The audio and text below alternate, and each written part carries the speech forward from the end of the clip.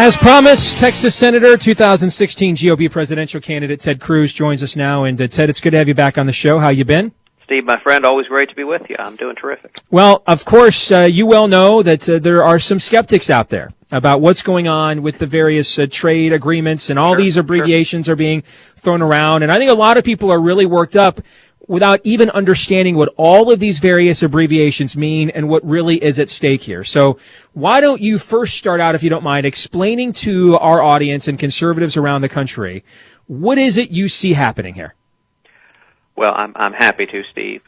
You're right. There's an awful lot of concern and justified concern that people have, and there's a fair amount of confusion, particularly because there are a lot of acronyms that are tossed around that get confusing. The two main things that are discussed are what are known as TPA and TPP. Now, TPA stands for Trade Promotion Authority, and that's also known as Fast Track. Fast Track is the process by which free trade agreements are approved by Congress.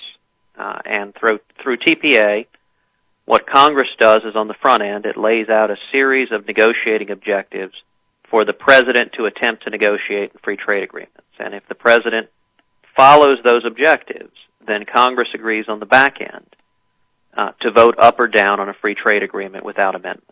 And virtually every president since FDR has had Fast Track. Fast Track expired because Harry Reid killed it. When Harry Reid became majority leader, union bosses opposed free trade, and so Harry Reid killed Fast Track. Now, as a practical matter, over the last 80 years, we've seen that free trade agreements can't be negotiated unless the president has Fast Track, because foreign nations won't negotiate a deal if they cut a deal and they reach terms, and then it goes to Congress, and Congress adds 10 amendments. What happens as a practical matter is the foreign countries don't negotiate those deals if it can change on the back end. What Congress voted on, what the Senate voted on, and what the House has been struggling to vote on is TPA, is Fast Track. Now, there is a second issue that a lot of people are focused on, which is TPP. TPP stands for the Trans-Pacific Partnership. TPP is one specific trade agreement that's currently being negotiated by the United States and by 11 other countries, including Canada, and Japan, and Australia, and New Zealand. China is not one of those 11 countries. TPP is not a final deal. It's a deal that is currently being negotiated, and the large majority of the concern that is being raised has focused on TPP and what may be in it. And one of the things that's really driving that concern, Steve, is that the text of TPP is currently classified. It's a secret text, and so that naturally has people very, very concerned, in particular because Barack Obama has been manifestly untrustworthy and has abused his power for 6.5 years. And so, naturally, if people can't see the text of TPP, they readily believe it contains all sorts of horrible things. And I understand those instincts. No one has been more outspoken or vigorous fighting to stop Barack Obama's lawlessness than I have. Congress has not voted on TPP. TPP is not a final agreement, so Congress hasn't voted on it. I haven't voted on TPP. And I haven't made up my mind in terms of how I would vote on TPP. I would want to wait until we had a final agreement to actually assess it. Now, even though the text of TPP is private, members of Congress are allowed to read it. It's in a classified SCIF in the basement of the Capitol. I've read TPP. I've gone and sat down and read the document. And many of the concerns that have been raised about TPP, I believe, are not accurate. Now, I've repeatedly called on President Obama that they should release the text of TPP. Just let people read it. I think that would calm down a great deal of the concerns. I think it is idiotic that they're keeping it classified. Now, the good news is, under the terms of Fast Track, Congress cannot vote on TPP or any other trade agreement until the text is made public for at least 60 days, which means if and when Congress ever votes on TPP, we'll have at least 2 months where everybody can read the text of TPP and assess whether it's harmful or beneficial. Now, what the Senate did vote on was TPA, which was fast track.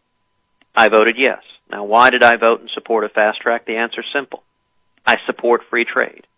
Ronald Reagan emphatically supported free trade. When I campaigned for the Senate across the state of Texas, I campaigned in support of free trade. I told Texans, if you vote for me, I'll fight for free trade because I believe free trade generates jobs and economic growth. I think it helps our farmers, our ranchers, our manufacturers. When we open up foreign markets, it creates economic growth. And so when I voted in favor of fast track, I was honoring the commitments that I made to the men and women who elected. Couple of follow-up questions in the time we have, and this is from friends of mine and listeners. This is from a listener named Debbie, who's a big fan of yours. And this email I've gotten a lot, and it includes this question. If what the senator's voting for is good for the U.S., why does it have to be hidden? How would you respond to that? It's a terrific question, but it focuses on the confusion that sadly a lot of folks in the media have amplified. What we voted on was TPA, fast track. That is not hidden. The text of fast track, anyone can read the bill. It was a bill that's pending. That's not hidden. That's simply the process for free trade agreements. What is hidden is a different thing, TPP, which is a tentative agreement that hasn't been finalized. I don't think that should be hidden either, but I didn't vote on TPP, and nobody else has voted on TPP. Okay. Here's an email from a good friend of mine in the conservative movement, someone you may even know, and he's backing you for president.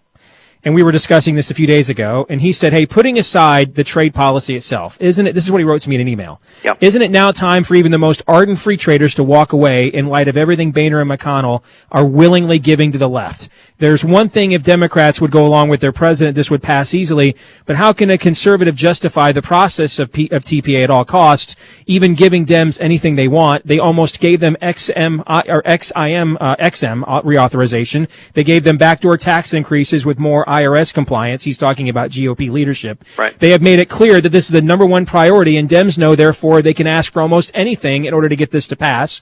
At what point does this become not worth the collateral damage, given the way GOP leadership is approaching this? How would you react to that? That is a great question, and that is a very fair concern. I was troubled by the reports of the backdoor tax increase that the House was looking to add to that to small businesses. I think that was a mistake. Now, look, free trade is about reducing tariffs, so it's about reducing taxes that people are paying. But even so, I thought raising taxes on small businesses was the wrong way to go about it. When it comes to the second point that was in that email about the Export-Import Bank, I emphatically agree. I think the Export-Import Bank is a classic example of crony capitalism. It benefits a few giant corporations at the expense of American taxpayers, and it's just an example of corporate welfare. And I have been leading the fight to abolish the Export-Import Bank. When Fast Track was being voted on, when TPA was being voted on, there was some discussion that there may have been a deal cut to trade the Export-Import Bank for Fast Track. And I will tell you, in the Senate Republican lunch, I directly confronted Mitch McConnell in front of all of the other senators and asked in front of every senator, was there any deal cut on the Export-Import Bank? And Mitch McConnell told every Republican senator there was no deal, there was no commitment. And had there been a commitment, if leadership makes a commitment to reauthorize the Export-Import Bank, that would be sufficient for me to oppose TPA. I think that would be a corrupt deal. What Mitch McConnell represented to every Republican senator looking in our eyes is that there was no deal. Senator, thank you for jumping on here and answering some of these questions. Really do appreciate it, and look forward to your next appearance on the show, okay? Thank you. Thank you, Steve, and there's a lot more details on tedcruz.org. We have a detailed Q&A, so I would encourage folks, go to tedcruz.org, learn more, sign up and support, contribute, and thank you. God bless you, Steve, for speaking the truth every day. All right, thank you. More in a moment.